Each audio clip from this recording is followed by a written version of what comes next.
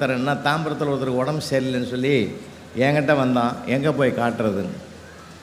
மடிப்பாக்கத்தில் டாக்டருக்கு, நல்ல டாக்டரா என் பேரை சொல்லு, டோக்கன்லாம் எக்கச்சக்கமாக இருக்கும், கூட்டம் நிறையா இருக்கும், என் பேரை சொல்லி சீக்கிரம் பார்த்துருவாருன்னு. சரின்னு வேகமாக போனான். சார் 1/2 மணி நேரத்தில் வந்துட்டான். அதுக்குள்ளேயேடா பார்த்துட்டேன்னு. போய் அனுப்பின பற்றியா உன்னை நான் என்னான்னு சொல்கிறது, உன்னை கோச்சிக்கவும் முடியலன்னா. ஏன்டா நல்ல டாக்டர் தானே, அவர்கிட்ட தான் நான் அனுப்புனேன். நீ வேறு ஒன்று. நான் உள்ளே நுழையும் போதே அவர் அந்த ஹாஸ்பிட்டலாண்ட போய் நிற்கிறேன். வீட்டாண்ட மேலே போகும் வழின்னு போர்டு வச்சுக்கிறாரு.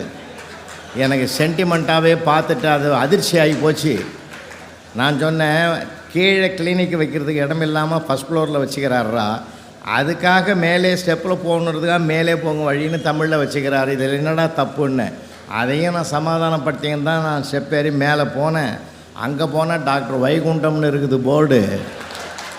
அதனால் மேலே போகும் வழி டாக்டர் வைகுண்டம் ரெண்டையும் கனெக்ஷன் பண்ணி பார்த்தேன்.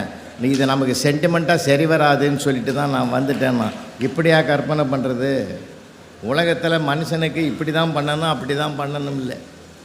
ஒரே ஒரு செய்தியா, இறைவன் நமக்கு கொடுத்துருக்கிற பிரசாதம் எவ்வளவோ இருக்குது. அதில் ஒன்று தான் சிரிப்பு என்பது இறைவன் நமக்கு தந்த மிகப்பெரிய சொத்து.